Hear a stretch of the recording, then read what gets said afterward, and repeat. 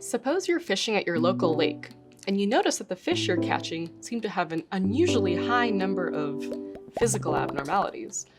You learn that a chemical plant recently started dumping waste upstream, and you suspect that this is causing the changes in the fish. Well, what if it's just a coincidence? Everyone's heard the adage, correlation is not causation. So what kind of evidence do you need to support your causal claim?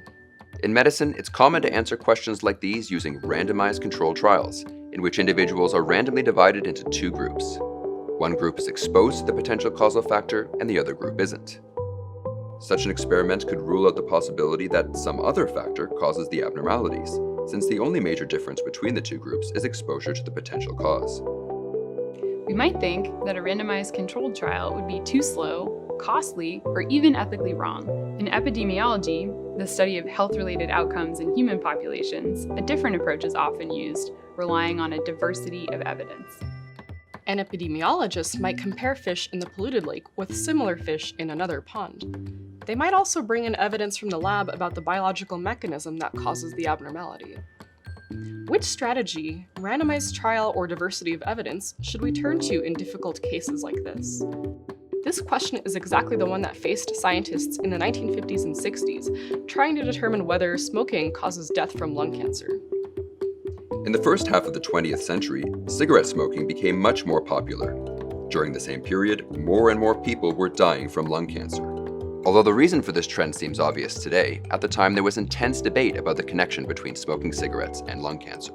These debates were ultimately concerned with how to move from association to causation.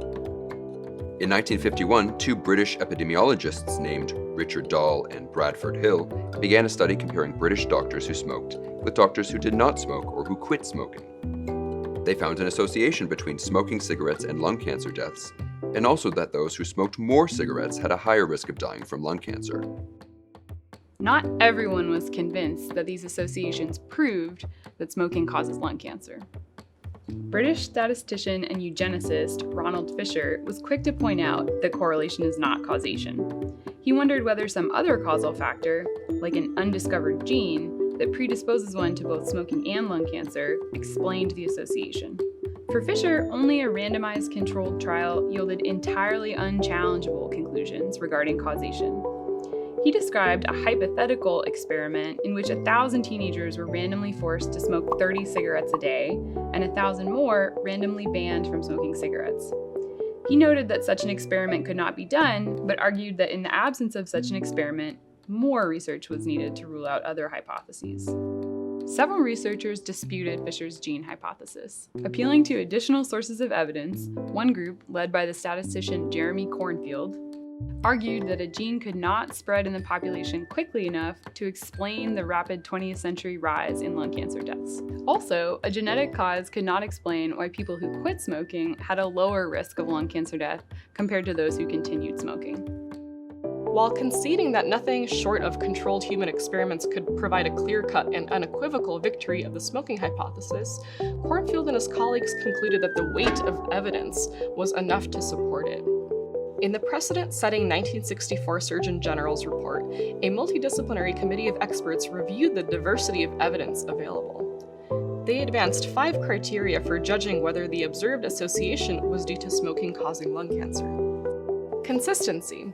Across multiple studies, smoking was reliably associated with lung cancer deaths. Strength of the association. The evidence showed that the risk of death from lung cancer was over 10 times higher among people who smoked cigarettes. Temporality of the association. Lung cancer developed after people started smoking, and not the other way around. Coherence. The evidence from population studies was supported by other types of evidence, including animal research from the lab. Specificity. Smoking should only be associated with one disease, lung cancer. This last criterion was violated in the smoking case, but the report recognized that diseases often have multiple causes and that one causal factor might result in multiple diseases. The 1964 Surgeon General's report was decisive. It concluded that cigarette smoking is a health hazard of sufficient importance in the United States to warrant appropriate remedial action. The next year, Hill expanded the list of 5 considerations put forward by the Surgeon General's Committee to 9, which are now known as Hill's viewpoints. Tension remains between these two approaches to causal inference: diversity of evidence versus the randomized controlled trial. Hill's viewpoints and diversity of evidence are important in epidemiology today, while in medicine, the randomized controlled trial is usually considered the gold standard for assessing the effectiveness of treatments. It's a debate born from the ashes of the smoking lung cancer controversy.